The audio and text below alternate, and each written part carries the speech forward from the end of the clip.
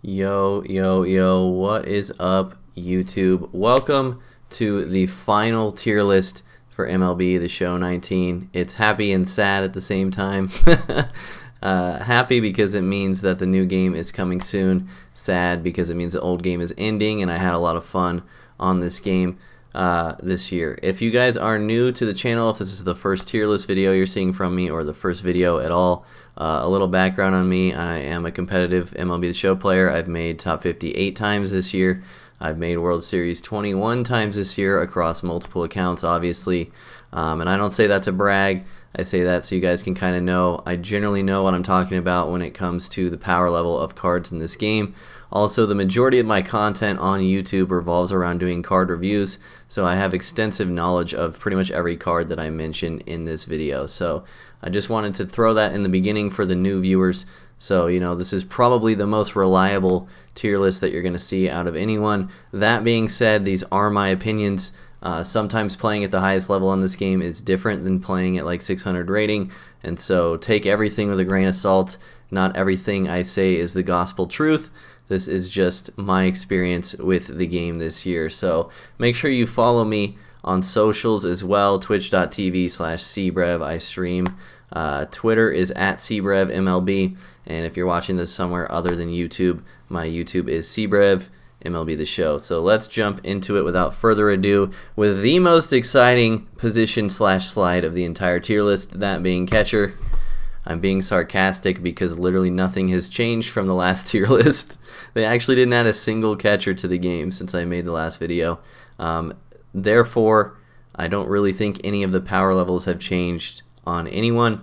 These are also color-coded. I'll explain as we go along, but nothing changed in the catcher slide, like I said, so they're all white. Also keep in mind, like I said, most of my YouTube content revolves around card reviews, so a lot of these guys, if you're wondering why they're ranked where they are, I probably have a card review on my channel about them, so you can check that out. But the 4 best catchers in the game, the Mount Rushmore of the catcher position this year: McCann, Posada, Piazza, Real Muto. Piazza seems to just get better and better as well. He's definitely maybe the best. I don't know. They're all so good, but the more I use Piazza and the more I see other people use Piazza, the better I think he is. Tier 2, pretty standard stuff. You got the Pudge, the Kendall, the Carter, the Posey, the Bench, the Garver, all with just slight weaknesses of their own. And then Tier 3, you guys can see there. Not going to spend a whole lot of time on this slide because, like I said, nothing changed. But general opinion still is that there are 4 catchers in the game that are better than everyone else, and those are the 4. So moving on to first base, which has changed pretty significantly since the last video. I've also added tiers of A's and B's for a lot of positions in this video to kind of separate power levels because we got a lot of goons that have been added to the game since I last made the video. Tier 1 first baseman: Jimmy Fox, Lou Gehrig, Frank Thomas, Albert Pujols, and Pete Alonso. The yellow means it's a card that I have not reviewed, but that is joining the tier list video this time. It's a new card for the tier list, but I haven't reviewed them. And then the blue is a new card that's joining the tier list this time that I have reviewed. So you can see Fox and Konerko, haven't reviewed them yet. Therefore, I'm kind of guessing where they would land, although Jimmy Fox isn't really a guess. I know he's a freak. I just haven't done a card review on him. And then Pujols and Alonso, I do have card reviews on. So let's talk about tier 1. I do think Fox is probably the best first baseman in the game. He has pretty similar stats to Gehrig and Thomas, although he has a better swing in my opinion. Gehrig might have pretty close to the same swing as Fox, but I think most people would agree that Fox is probably a little better. Should also mention at this point that this is secondary positions are not included in this. So every slide is just a card's primary position. Obviously, Fox and Pujols can play third base, and they are very good there, but they are going to go on the first baseman slide. People have asked me if I could include secondary positions in these videos, and it just gets way too messy because there's so many secondary positions for a lot of these cards that I'm just going to stick to this structure for now. But I will say, like I said, Fox and Pujols very capable of playing third base well. So Tier 2A would be Murray, Bagwell, and Bell. Those are the secondary first basemen that are really good, just not in the same tier as the top 5. And then tier 2B, some budget beasts down there. Wanted to talk about Pete Alonso being in tier 1 as well. I do think he's worse than the other 4, but I put him in tier 1 because he's the only first baseman in the game that has maxed out power versus both sides of the plate, or both handedness of pitcher. And so that's very unique for him. I think it's enough to warrant tier 1, especially if you play on All-Star and Hall of Fame. Card is just an absolute monster. He'll give you more power from the position than anyone else in the game besides Babe Ruth. So that's pretty insane to think about, that most people don't think about. So very deep position, a lot of options at first base. Moving on to second base, which is kind of the opposite. Tier 1 is kind of just Robbie Alomar or Rogers Hornsby right now. If you've watched my Roberto Alomar video that I did on my channel, you would know that I also think a tier 1 second baseman is Ketel Marte. I also think a tier 1 second baseman is Francisco Lindor, but they're not included on the slide because, once again, this is primary position. So I do think Hornsby is better than Alomar, as I said in that video, but both of them are better than any of the other true second basemen in the game. And here's where I can mention red and green. Red means they've moved down a tier from the last video, and green means they've moved up a tier from the last video. So LeMahieu down from tier 1 to tier 2. When I saw the card on paper, I thought it would be good. When I made the last video, I hadn't reviewed him yet. I do think he's tier 2, not tier 1. He just doesn't get it done against righties enough. And then Rod Carew moving up from tier 3 to tier 2. Not from my experience, but just from hearing other competitive players in the community. Rod Carew has kind of gotten some love from a lot of them lately, from people whose opinions I respect a lot, so we moved him up a tier to tier 2. But in my opinion, honestly, Hornsby or Marte are really the only options for you here. That's just my opinion. I know people love Robbie Alomar. Did a whole video on it, but once again, just my opinion. So moving on to third baseman. Once again, keep in mind Jimmy Fox and Albert Pujols are eligible here, but they're not listed. Tier 1A would be Chipper Bregman and Arenado. I think those are the best pure third basemen in the game, with Chipper and Bregman being slightly above Arenado. Just good options. Eddie Matthews and Mike Schmidt, I forgot to color code, which is hilarious, but they're both new, and there are card reviews on my channel for them. Both very solid options at third base. Matthews, as I talked about in his review, one of the only power lefty options in the entire game as a third baseman, so that makes him pretty unique. And then Schmidt, especially Hall of Fame or lower, is a beast as well. Amazing fielding, enough power. It's just the contact and vision kind of messes him up on Legend, but still tier 1 in my opinion. Tier 2, a newcomer, Miguel Cabrera. I think that card is super good. My only knock against Miggy is that he doesn't hit enough home runs, but he is a doubles machine, and hits for a high average every time I've used him. Moving down from tier 1 is George Brett, not because George Brett has gotten worse, but because George Brett has gotten relatively worse. I just can't justify having George Brett as a tier 1 third baseman with all of the insane options they have added in the game, with the 5 that are listed in tier 1 as well as Fox and Pujols. George Brett is just a tier 2 third baseman now. You got Rendon, Chapman. Nothing else has really changed, so we'll go ahead and move on from third baseman. Another criticism people have talked to me about is having Josh Donaldson tier 3 on the slide. People have had conversations with me about that, and my main knock on Donaldson is obviously contact and vision. His PCI is super small. Every time I use him, he gets and he seems to, sorry, I just had a brain fart, and he also seems to line out a lot for me. I don't know what it is. A lot of people had told me they beast with Josh Donaldson, but once again, this is just my opinion. I did not have the best results with him, so that's why he's in tier 3. Moving on to shortstop, obviously Honus Wagner, best option in the game. If you can get him, you got to play him at shortstop. That's pretty much it. But your other 4 options as far as pure shortstops that I love in tier 1, Jose Reyes, Ernie Banks, Francisco Lindor, and Javi Baez. You could also put Ketel Marte in tier 1 as well because he has a shortstop secondary. Javier Baez is in pink If you missed it in the last video, the reason he gets his own color is because I am not going to review him at all. I've never used him and I never will, because I won't be doing the digital pre-order for MLB The Show 20. So he's in Tier 1 because people have told me he's in Tier 1, whose opinions I respect, but I've never actually used the card. So if you're asking me who the best shortstop in the game is besides Honus Wagner, in my opinion right now, it's Ernie Banks. You just don't get power from the shortstop position quite like anyone like Ernie Banks. So if you were wondering that question, if you don't have Honus and you need a shortstop, I think Banks is the second best option in the game. Tier 2, I separated into A and B. Again, Tulowitzki, Larkin, and Hanley, all very good options, very solid. Once again, slightly worse than the Tier 1. And then Tier 2B, these guys were good earlier in the year but have kind of fallen off. I was talking mainly about Ripken and Vizquel. And then Tatis. And then the 99 Xander Bogaerts, I forgot to color code as well, but he's new. I reviewed him. He's pretty decent at the plate, but his fielding is absolutely terrifying. Even the routine ground balls, you just cringe every time he reaches down to try to pick it up. It was just not a fun experience with that card, so that's why he's in Tier 3. All right, outfield.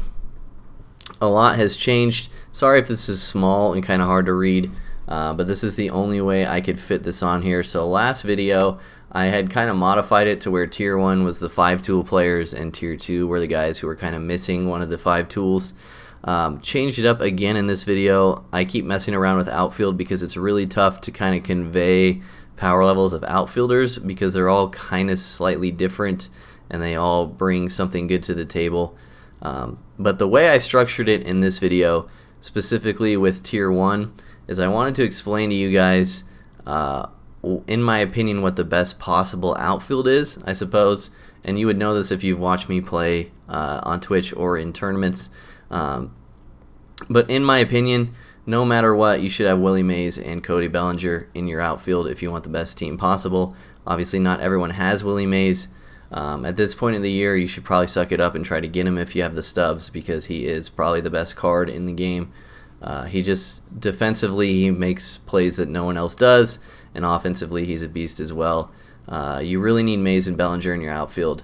And if you're playing Bellinger at first, I think you're making a mistake as well with all of the amazing options that you have at first base. Bellinger needs to be in the outfield. He's a 5-tool player, probably the second best card in the game. So that leads me to Tier 1B, which I specifically made just Babe Ruth and Ty Cobb. Because that's the third outfield option that I switch between. So when I'm playing ranked seasons, my outfield is Mays, Bellinger, and Babe Ruth. The reason is, in the long run, Babe Ruth is going to generate way more value on offense than he is going to lose value on defense. In the long run, over the course of an entire ranked seasons month, Babe Ruth is the better option than Ty Cobb. However, when I'm playing in tournaments, I have been using Ty Cobb over Babe Ruth in left field because I don't want the error to cost me an individual game, especially in single elimination tournaments. So if you're looking for the best possible outfield for ranked seasons, it's Mays, Bellinger, Ruth, in my opinion. So Tier 1C are the next step down of guys who I think all are very good as well. The newcomers, Trout and Ichiro. Trout is pretty close to one of the best outfielders in the game if you play on Hall of Fame or lower. Trout on Legend is just not good. So that's why he's kind of 1C. He's a very bipolar card. Once you make the jump to Legend, he is just, it's so hard to put barrel on baseball. Pretty much unusable for me, at least, on Legend. So, but if you play on All-Star, Trout is an absolute monster. Tier 2, a couple of newcomers, Dale Murphy, Stan Musial. You can also see Ketel Marte in Tier 2. Once again, that card is a beast, but he's a primary outfielder, and his defense in the outfield isn't great, so that's why he's Tier 2. And also moving up from Tier 3, 97, Giancarlo Stanton. I am liking that card more and more as the year goes on. Once again, one of those righties that just provides you power that you don't really get from anywhere else. So, especially Hall of Fame or lower, Giancarlo Stanton is a monster as well. Newcomer for Tier 3, Jose Bautista. Really wanted that card to be a little better. Once again, struggles a lot with PCI size on Hall of Fame and Legend. He also gets auto shifted, and a lot of his good contact is pulled instead of hit the other way, which is kind of a knock against him. Ralph Kiner just released. Haven't used him, haven't reviewed him, but I imagine he's pretty terrible. I'm also not a huge fan of reverse splits. Nothing about that Ralph Kiner card seems like it would be good, but I'm still going to try him. I just haven't yet. And then moving down from Tier 2 to Tier 3, Richie Ashburn, my boy. It made me sad to move him down, but there's just way too many better options at this point in the year. And ever since the patch where they took home runs per 9 out, he seems to perform worse, mostly because he just doesn't have the power stats, I think. So that does it for Outfield. As always, if you have any questions, you can leave them in the comments. I'm pretty good at responding to questions and such, especially on these videos. So just let me know. Starting pitcher. This is one of the slides that everyone loves as well. So some changes here. Once again, separated Tier 1 into A and B. Tier 1A is Kershaw and Feller. I think those are the best two pitchers in the game by far. And then Tier 1B, Kerry Wood staying. But moving up into Tier 1 is Corey Kluber and Adam Wainwright, who were both in Tier 2A in the last video. So as you can see from the slide, if you're looking for the best possible starting pitcher rotation in the entire game, in my opinion, it's Kershaw, Feller, Wood, Kluber, and Wainwright. Tier 2A, a newcomer, Max Scherzer, pretty decent card. Really struggles to get power lefties out. That's mainly his knock, but performed pretty decently. Like I said, there's a card review on my channel for him. Moving up all the way from Tier 3 to Tier 2A is 99 Chris Sale. I'm changing my opinion about Chris Sale a lot recently, and it mostly has to do with Otoxy. If you guys don't know Otoxy, he's one of the top players in the world as well, and he is a huge fan of Chris Sale, and I respect his opinion on cards a lot.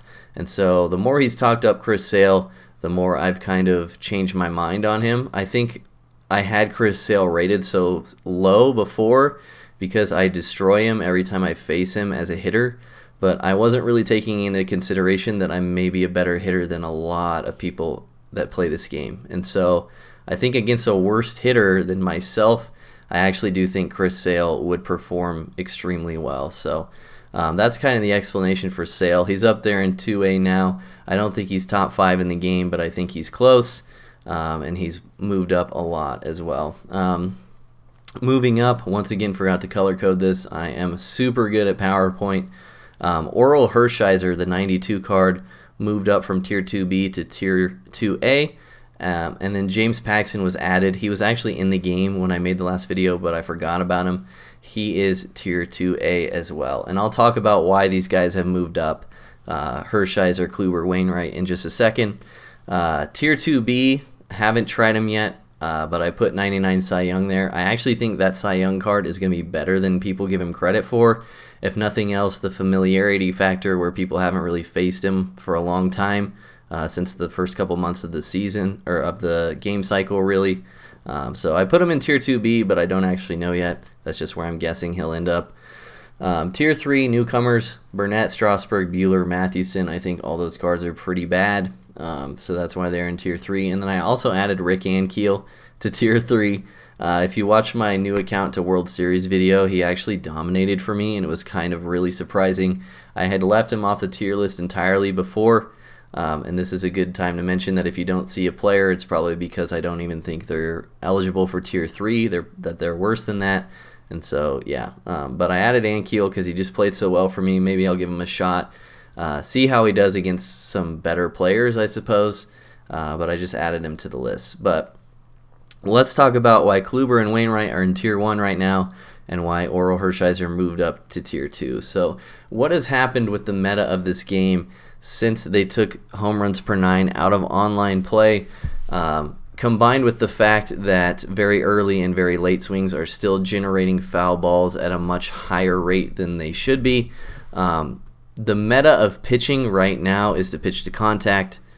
You're really not going to strike someone out, especially if they're an above average player or better. It's very, very hard to strike people out on this game, and so the best way to pitch is to pitch to weak contact. What is the best way to pitch to weak contact, and what has been the best way to pitch to weak contact all year? Well, that is sinkers and cutters.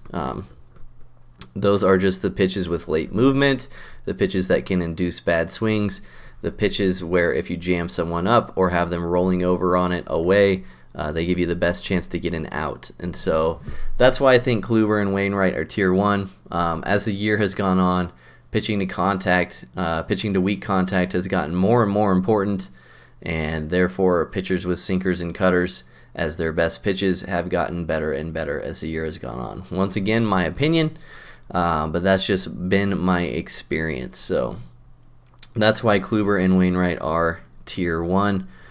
Someone's going to comment on this video and say, well, I always give up very late jammed singles on sinkers inside, and I will just say that in the long run, this tier list is made mostly in the long run, thinking in the long run, but in the long run, sinkers and cutters are going to give you the most amount of weak contact against your opponent, so that's why they're the best pitchers. You might also be saying, why are Feller and Wood in tier 1 then? Because they don't really have sinkers and cutters. It's just because their combination of stuff and per nines are better than anyone else in the game. Feller and Wood, with how high their per nines are and how good their stuff is, they're just very unique pitchers that you don't really get from anywhere else. So that's why, because they have some of the best stuff in the game. You might also be asking yourself why they're tier 1 if their control is really bad, and I don't value control especially highly, especially looking at tier 1 starters, because I think stuff is slightly more important, especially on lower difficulties where people are kind of struggling just to barrel up the ball consistently. So if you are not having success with Feller or Wood because of their control, one of my suggestions would be to use the classic ball marker instead of pitch trail. I think classic ball marker is better in general, but it's especially better with pitchers with poor control, because you can kind of leave the ball in a reckless place where if you hit your spot, it's not going to be right down the middle, but if you miss your spot, you still have a chance to throw a strike with those cards. So that's my advice. You can kind of see me use that on my stream if you ever stop by, because I pitch with the classic marker, but instead of putting it where you want the ball to end up, you put the ball where you want it to start its break. And so I think that really helps with pitchers with poor control. So talking a lot on this slide, but I think it's important to say the things that I said. So moving on to relief and closing pitcher. Nothing has changed in tier 1. The best pitchers in the game are still Kenley Jansen and Billy Wagner. The three next best pitchers are still Wade Davis, Eckersley, and Romo. Moving up from tier 3 to tier 2A is Bruce Sutter. I think Bruce Sutter is getting a lot better, once again, because pitching to weak contact is getting better and better as the year has gone on. And people also haven't really faced Bruce Sutter a lot, and so he's really good at generating weak contact because he is a splitter primary, which you don't see very much this year. He throws slower. He's a finesse pitcher, which you also don't see very much this year. I just think he's a very good option for throwing people off. I know he's crazy expensive, but I'm not really taking price into account. I'm just taking into account how good the card is. So Raleigh Fingers also moved up from tier 2B to tier 2A. The card has gotten better as I've used him more. I thought he was going to be amazing when he first came out, and he kind of struggled. But yeah, he's still borderline tier 1, I would say. And then newcomer 95 Rob Nen, who I think is exactly the same, if not possibly worse than the 92 Rob Nen. So he's chilling in tier 2B. And then I also added Patrick Corbin in tier 2B. As I said in his card review, I don't really understand why, because on paper the card looks like he would be miserably terrible. But every time I use him, he does okay. So I think he's tier 2B worthy, especially with how little lefties we have in the game this year.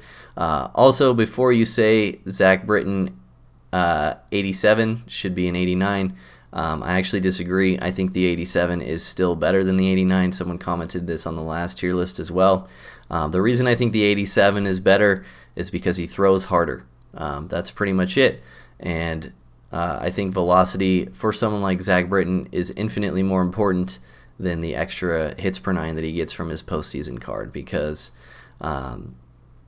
velocity is what's really going to get it done for Britton. The harder he throws, the better he is, and specifically the better he'll be against left-handed hitters, which is where you're going to want to use him the most, because they will have less reaction time to turn on sinkers inside which is going to be your main pitch. So that's a little bit of a short explanation. But yeah, and then tier 3 added Drew Pomeranz. Haven't reviewed him on my channel, but he's pretty decent. Kind of just added him once again because we're kind of lacking lefties in the game. So I just kind of threw him in there. Someone also asked me why I have Trevor Hoffman in tier 3. In my personal opinion, I think Trevor Hoffman is terrible on this game at every single level. All-Star Hall of Fame legend, I think he's bad in all of them. So I haven't really talked about him before.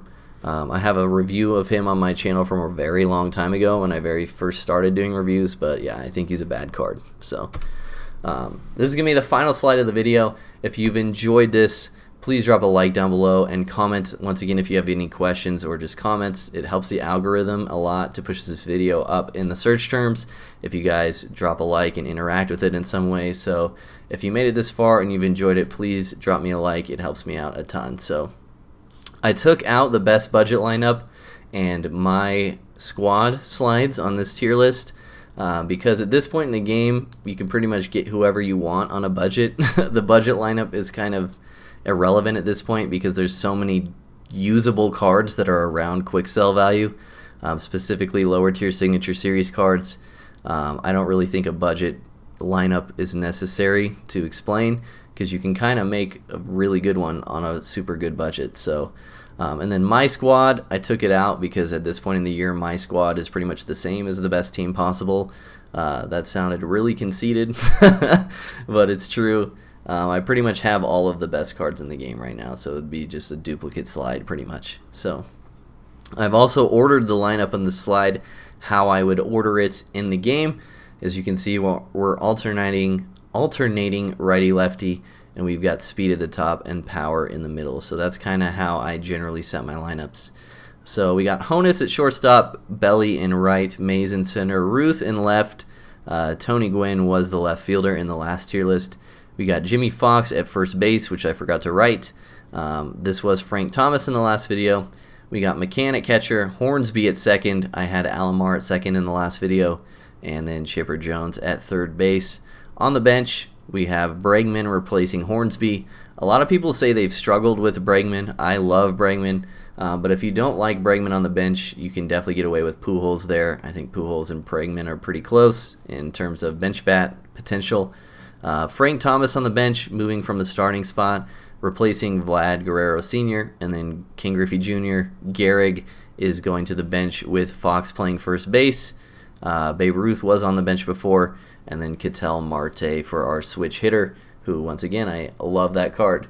And then best rotation, as I said, Kershaw, Feller, Wainwright, Wood, Kluber.